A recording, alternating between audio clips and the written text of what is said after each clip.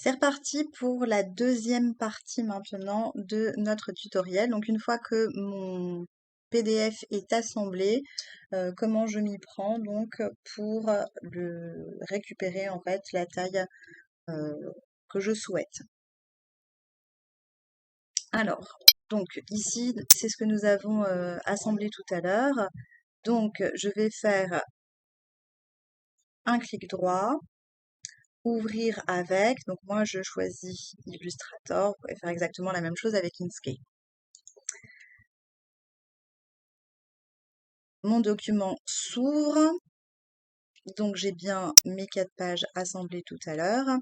Et donc ici, je n'ai qu'une seule taille parce que vous vous rappelez donc mon patron était découpé donc en bonnet A, B et puis C, D et E, F. Donc ici, je n'ai qu'une seule taille. Je vais tout de suite renommer mon calque. Maris Patron originel.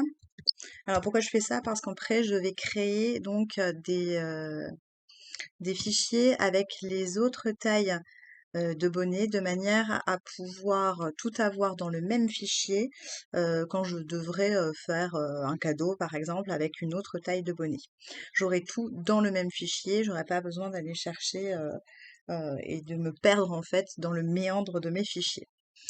Donc, une fois que j'ai fait ça, je regarde à quoi ressemble donc mon document. Donc ici, je suis dans un logiciel qui gère les vecteurs, mais je me rends compte que je ne peux pas aller sélectionner mon vecteur. Donc, qu'est-ce qui se passe quand j'essaye de sélectionner? En fait, je sélectionne une page. On peut essayer donc de dissocier ou de dégrouper. Ici, vous voyez qu'on ne me le propose pas. Vous pouvez toujours essayer de le faire. Alors, dissocier, c'est Shift, donc la touche majuscule, celle avec la flèche, CTRL et G pour dégrouper. Voilà, il ne se passe rien. C'est exactement le même raccourci dans Inkscape, au fait. Donc, il ne se passe rien, j'ai toujours que ma page. Alors, ce qui peut se passer à ce moment-là, c'est qu'il y ait un masque d'écrêtage. C'est-à-dire que le patron a été fait en fait pour sortir de la page et ensuite donc on l'a recadré en fait sur la page. C'est comme ça que sont faits la plupart des patrons. Alors ici, je sais que c'est pas forcément le cas, étant donné que ça ne dépasse pas de la page de toute façon le patron, mais je vous fais voir comment on fait. On fait ici donc un clic droit et on annule le masque d'écrêtage. Alors en fait, il y en a un, mais vous voyez, c'est juste que c'est les marges en fait d'impression. Donc ici, ce qui s'est passé, c'est qu'effectivement, voilà, là par contre, j'ai 2 tracés qui sont apparus. Donc ce tracé-là, je peux le supprimer. Ce qui n'était pas le cas tout à l'heure. Si j'avais supprimé, j'aurais tout supprimé. Ici, donc je me retrouve avec un plus petit tracé. Je refais un clic droit, annuler le masque d'écrêtage et je me rends compte en fait que je n'ai rien annulé et je n'ai toujours pas la possibilité d'arriver sur mon vecteur. Si ici j'essaye de supprimer, je supprime tout et pas seulement le cadre. Donc je ne vais pas réussir à isoler en fait le tracé tout simplement parce que donc le patron n'est pas vectoriel. Alors là, à ce moment-là, on n'a pas 150 000 possibilités, on est obligé de retracer le patron. Par conséquent, ce que je vais faire, c'est que je vais aller verrouiller mon calque pour en faire un modèle qui va me permettre en fait de retracer mon patron. Pour retracer mon patron, je n'oublie pas de créer un nouveau calque. Et ce nouveau calque, je vais l'appeler donc Maris Bonnet AB. Du reste, ici, j'aurais dû préciser patron originel.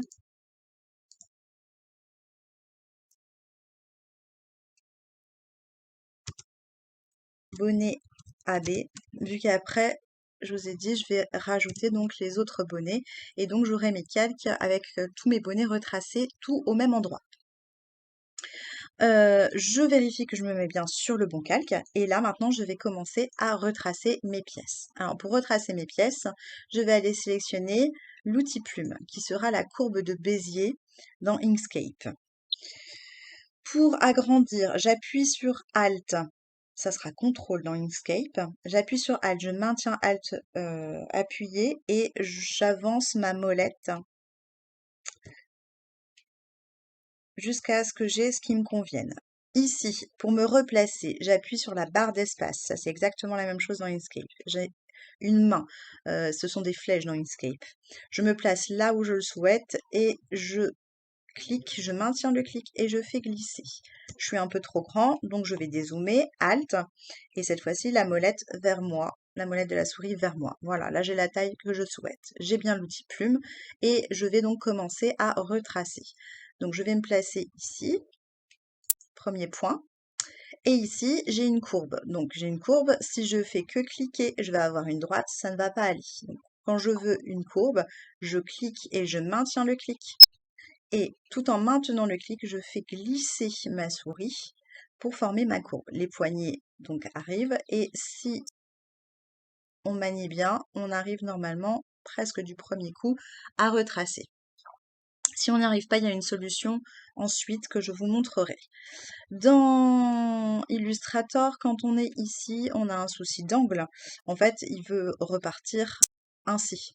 Sauf que nous, on doit repartir vers le bas. Donc, pour casser mon angle, je clique. Il me semble que dans Inkscape, pour faire ça, vous devez appuyer sur Alt. Faudra vérifier, je suis pas sûre. J'ai regardé ça il y a quelques jours, mais je ne suis plus sûre de moi. Ici, j'ai une droite, donc aucun souci. J'ai juste à faire un clic et non pas à glisser. Je fais une droite. Voilà. Pour ce point-ci, je vais faire clic, glisse, tout en maintenant le clic. Surtout, ne lâchez pas le clic. Et hop, je suis placée au bon endroit. J'ai un problème d'angle, je reclique pour casser mon angle, je suis libérée, je vais chercher ce point-ci, je maintiens mon clic, je glisse et j'essaye de former ma courbe. Alors là, je vais avoir du mal à le faire du premier coup, c'est tant mieux, comme ça je vais pouvoir vous faire voir.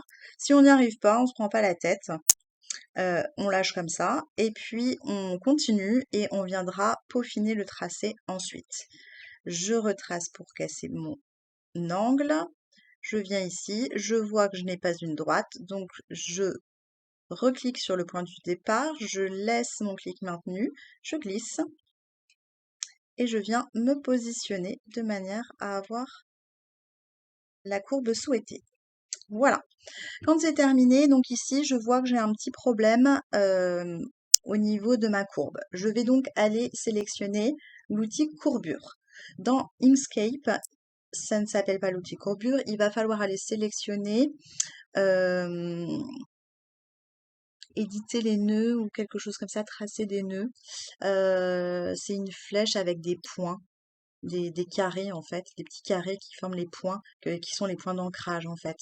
Euh, je referai une vidéo pour montrer en fait tout ce que je montre sur Illustrator sans refaire le tutoriel, mais juste montrer où se trouvent les choses que j'utilise sur Illustrator parce que vous allez avoir exactement les mêmes outils, donc ce n'est pas un souci si vous n'avez pas Illustrator. Ici donc, je vais juste me replacer, j'appuie sur espace, la main apparaît, je me replace comme il faut pour bien voir. Et ici donc, j'ai sélectionné mon outil courbure et donc vous voyez, il y a un petit rond qui est apparu et on voit bien qu'il n'est pas placé pardon, là où on veut. Donc je vais tout simplement cliquer dessus, maintenir mon clic et puis venir le déplacer. Alors ça, ici, ça a résolu tout de suite mon problème. Si ce n'est pas le cas, eh bien, tout simplement, on va aller tracer un point supplémentaire. Vous voyez, quand je me mets sur le tracé, il y a un petit plus qui apparaît et j'ai juste à cliquer et ça me met un point supplémentaire qui va me permettre de déplacer à nouveau la courbe si je n'ai pas réussi du premier coup avec le seul point qui était donné. On pourrait par exemple ici un peu le faire. Voilà, je vais le faire ici. Hop, je mets Alors, ça m'a fait quelque chose qu'il ne fallait pas.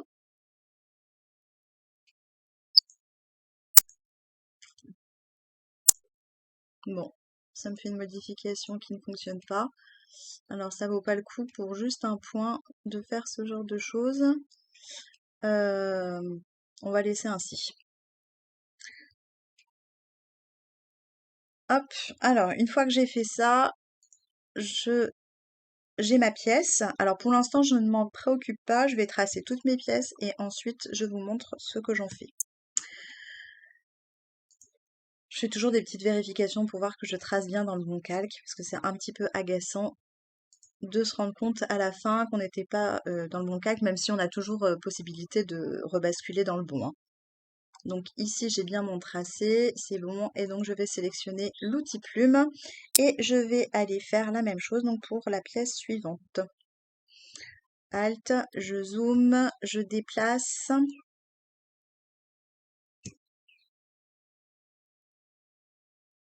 Alors, je clique. Je vais faire en plusieurs fois puisque là, ici, la ligne est longue.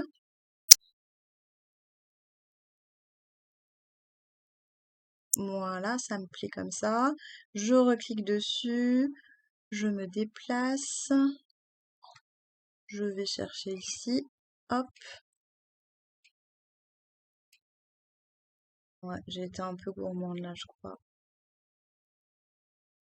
Sur la longueur de ma ligne, quoique, peut-être que je vais y arriver. Il faut être un petit peu patient. Allez, je laisse comme ça, je viendrai modifier après.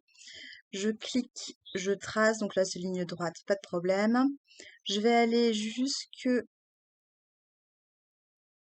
voilà, pour rester en ligne droite. Et là par contre j'ai une courbe, donc je clique, je maintiens le clic, je glisse. Et j'arrive à tracer parfaitement ma courbe. Ici, je casse l'angle. Je viens remettre... Alors, il faut bien faire attention de bien se mettre sur le point d'ancrage. Vous voyez, on voit point d'ancrage. Hop, je suis sur le point d'ancrage, je glisse.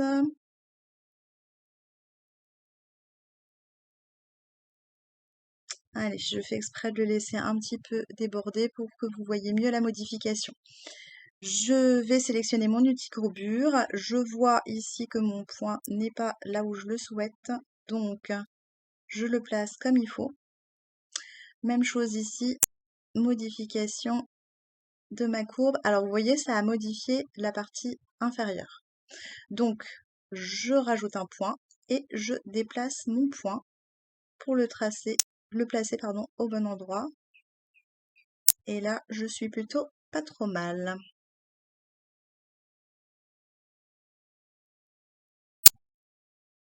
Je déplace juste celui-ci. Alors, quand vous avez du mal, là, comme je suis en train de le faire, et que vous voulez être un peu plus précis, dans ce cas-là, n'oubliez pas de zoomer. Ça va vous permettre d'être plus précis et de pouvoir décaler exactement du demi-millimètre que vous souhaitez. Voilà. Ça me paraît bien mieux. Je peux même rajouter encore un point ici pour modifier juste.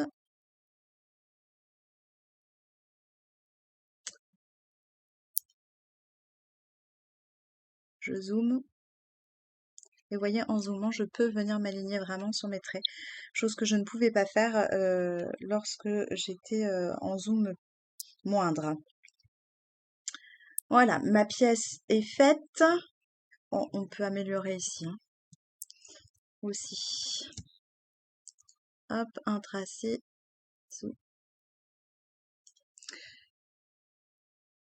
Je zoome et je viens améliorer pour être vraiment bien placé. Parfait.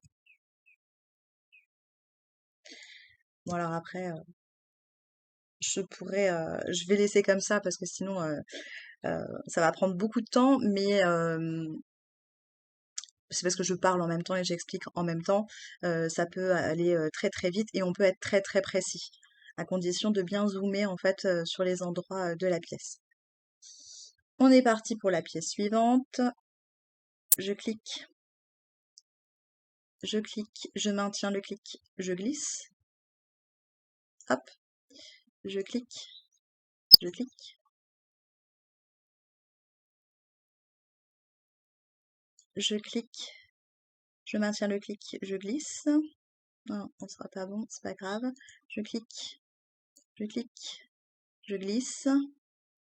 Voilà, c'est moche, mais on va modifier avec l'outil courbure. On va rajouter, donc là par contre je vais zoomer. Donc ce point-là, déjà, je le place là où je le souhaite. Ici, j'aurais voulu le déplacer un tout petit peu ici. Voilà, parfait. Je zoome. Alors là, on voit très bien que l'image, enfin que c'est une image et pas des vecteurs avec les pixels. On n'aurait pas ça sur un patron vectorisé. L'image resterait extrêmement nette quand on zoome. Donc là, c'est bien. Ici, je rajoute un point. Je viens le placer là où je souhaite. Ici, je viens replacer ce point-là. Voilà, ça c'est bon. De ce côté-là, on n'est pas bon du tout. Donc je viens le placer là où il faut. Je rajoute un point ici. J'en rajoute un ici. Voilà. Et je viens déplacer celui-ci. Et voilà. Ma pièce est parfaitement tracée. Bon, on pourrait peaufiner encore, hein. Hop, hop, voilà.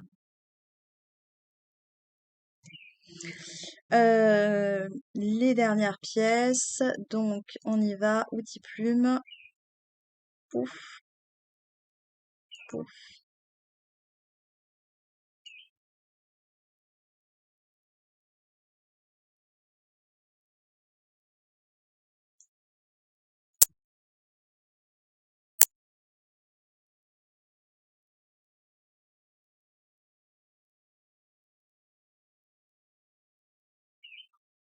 On est bon.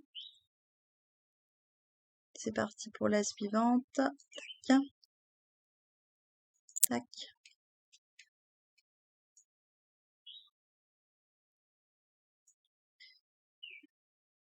Voilà. Ici, c'est tout en angle. Alors, j'ai pas bien cliqué. Alors, vous voyez ici, j'ai pas bien cliqué et donc j'ai pas fermé mon chemin, vous voyez, et il y a 2 points d'ancrage qui ne me conviennent pas. Donc, édition, annuler plume, ça m'annule ce point-là et je viens, je refais exactement la même chose, annuler et je viens donc me mettre sur le point d'ancrage. Ça, c'est très important de bien fermer son chemin, sinon vous allez avoir des problèmes après au moment du miroir ou au moment de mettre de la couleur en fait dans votre pièce pour la rendre vidéo projetable. Alors, une fois que j'ai fait ça, il me reste encore une pièce. Bon, alors mon tracé est pas terrible, hein. J'arrive à faire mieux que ça du premier coup. Mais là, j'essaye de me dépêcher et donc, forcément, avec le stress du tutoriel, je n'y arrive pas correctement. Hop. Alors ici, vous voyez, j'ai zoomé et j'arrive pas à voir toute ma pièce. Enfin, c'est pas du tout un problème. Même si vous avez l'outil plume, vous appuyez sur espace, la main apparaît, vous pouvez quand même bouger et donc ensuite vous placez comme vous voulez pour faire votre tracé. Voilà. Alors,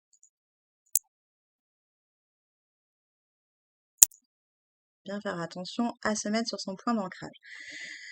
Une fois que j'ai fait ça, eh bien tout simplement, je vais aller cacher mon patron initial. Alors, mes pièces n'apparaissent pas parce que je n'ai pas fait attention et que je les ai tracées en blanc. Alors forcément, on les voit pas, mais elles sont bien là. Alors, comment on fait quand c'est comme ça? Si on s'en est pas rendu compte au départ, eh bien, on clique sur la souris, on maintient le clic, on glisse pour prendre toute la page et hop, toutes mes pièces sont sélectionnées.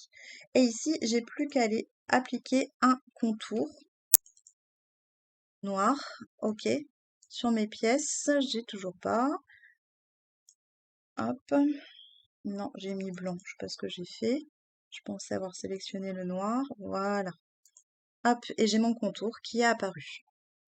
À partir de ce moment-là, eh ben, je vais aller faire mes modifications de pièces et les préparer en fait pour les rendre vidéo projetables. Alors, à tout moment, on peut bien entendu revoir son, son patron et donc les choses importantes à noter. Notamment, ici, on va mettre les indications de droit fil. Alors, très honnêtement, moi, je les mets pas parce qu'en fait, je prépare mes pièces directement dans le droit fil. Mais si vous sollicitez les mettre, vous prenez donc l'outil trait, vous tracez votre droit fil, voilà. Et une fois que vous avez fait ça, vous allez dans contour et vous allez sélectionner les flèches, voilà. Et vous avez créé donc votre droit fil. Alors, je vais pas le faire pour toutes les pièces. En revanche, moi, ce que je fais souvent, c'est que je trace les traits, juste des pièces qui vont me poser problème. Par exemple, celle-ci, puisque là, elle n'est pas dans le bon sens. Euh, alors, ici, d'ailleurs, c'est pas le droit fil, c'est le sens de l'élasticité. D'ailleurs, c'est assez curieux que le sens de l'élasticité, il soit ainsi.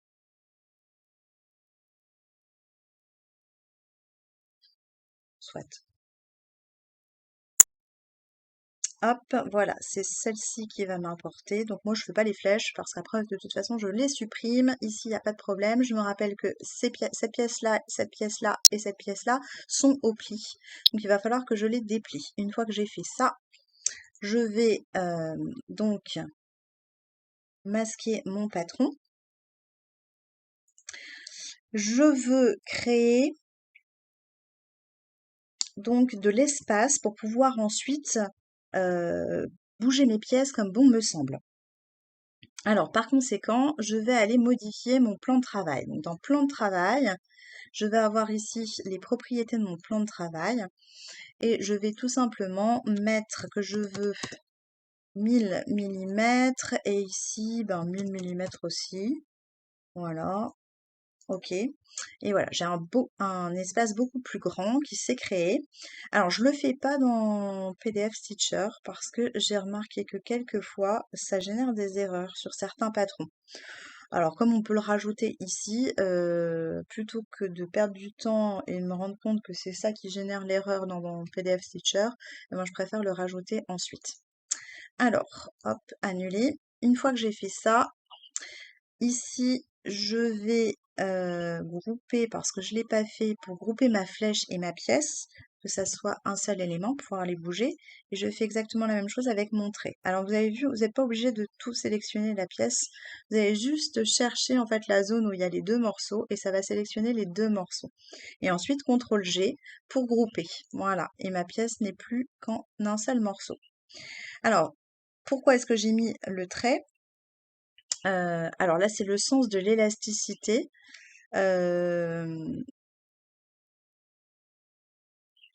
Je vais faire comme si c'était le droit fil et je vais l'aligner en fait, voilà, de manière à ce que ça soit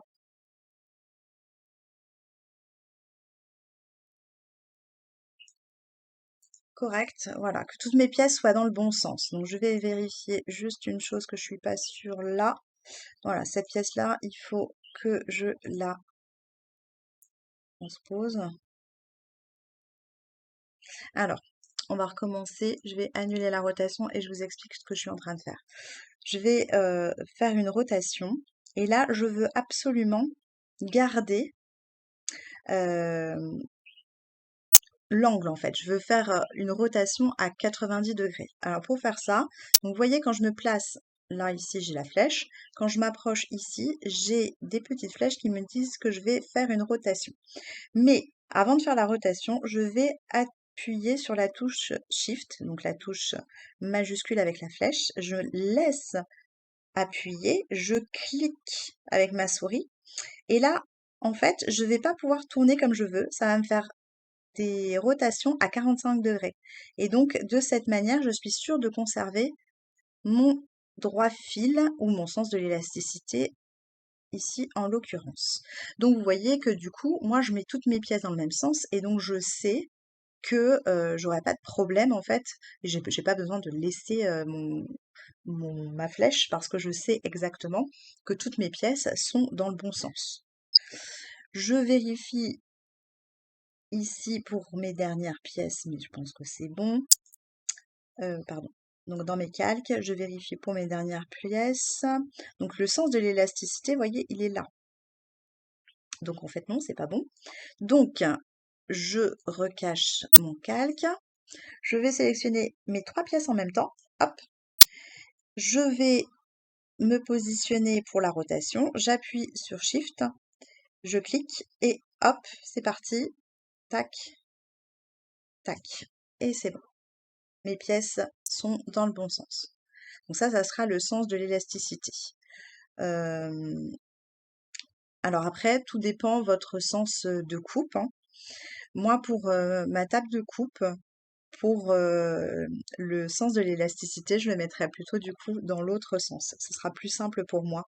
Après, chacun va faire en fonction justement de son installation et puis de ses habitudes tout simplement. Ici, ces pièces, attention, doivent être coupées au pli. Donc, on va pas les laisser comme ça, on va aller les copier en miroir de manière à avoir une seule pièce tout de suite à couper. On n'aura pas de problème de tissu à couper en deux.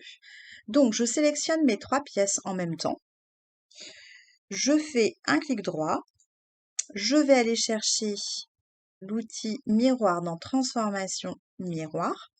Je vais faire un miroir horizontal et je vais copier.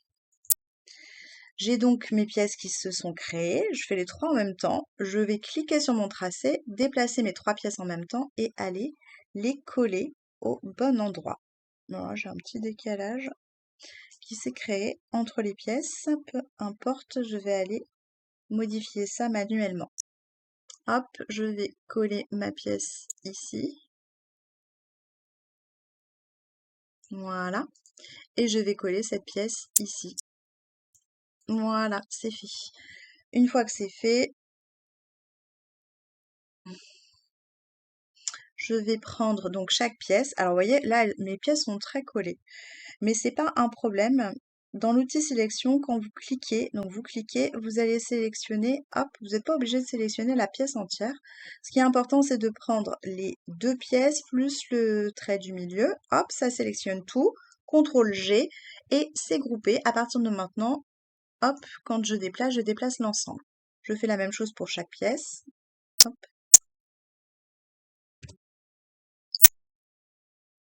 Hop.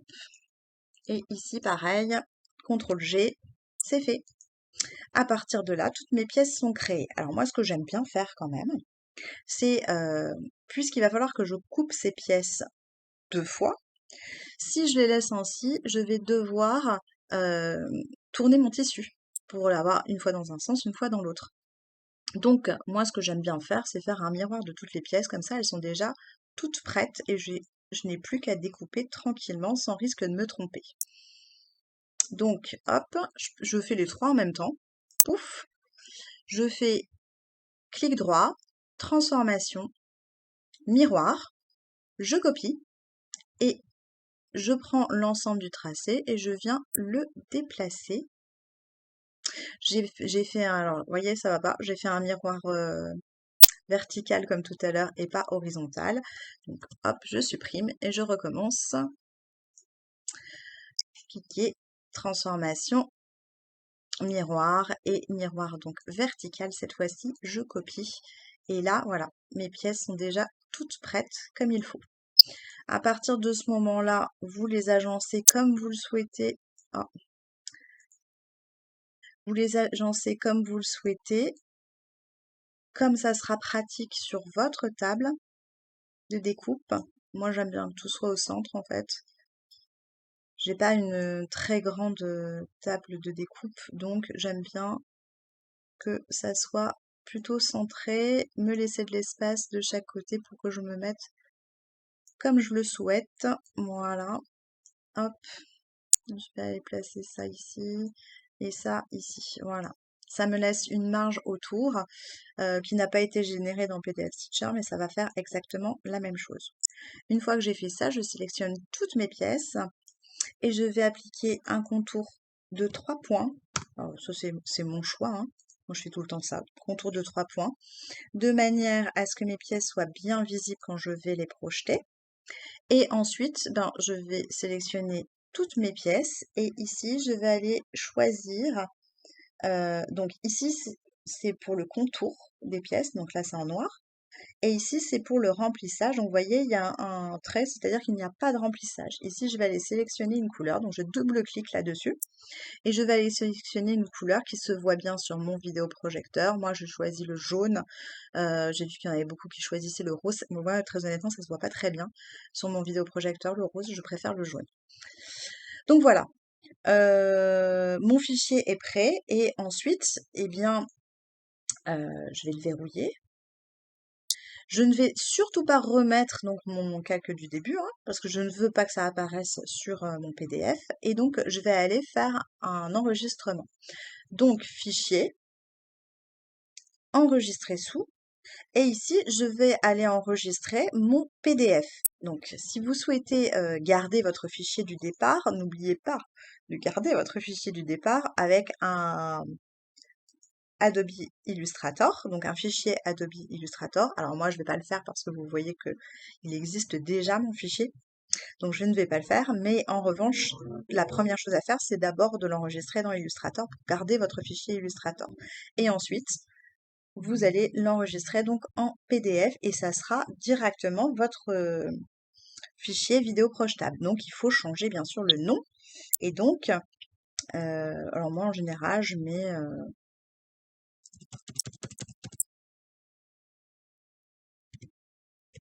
vidéo projecteur. On enregistre, enregistrer. Vous allez voir que le PDF apparaît. Et ici, donc, vous n'aurez plus qu'à faire donc CTRL-L pour passer en mode plein écran, CTRL-Y pour avoir le zoom qui apparaît. Moi, je rentre le mien qui est de 35,2 et hop, je suis parée pour vidéo projetée. Je vais donc ici pouvoir tranquillement bouger mon document et avoir tout ce que je veux sous les yeux pour pouvoir couper mes pièces. Voilà, donc c'est terminé pour ce tutoriel-là. N'hésitez pas à me dire ce que vous souhaitez voir traité comme, comme sujet, autant faire selon la demande. Voilà, merci, au revoir.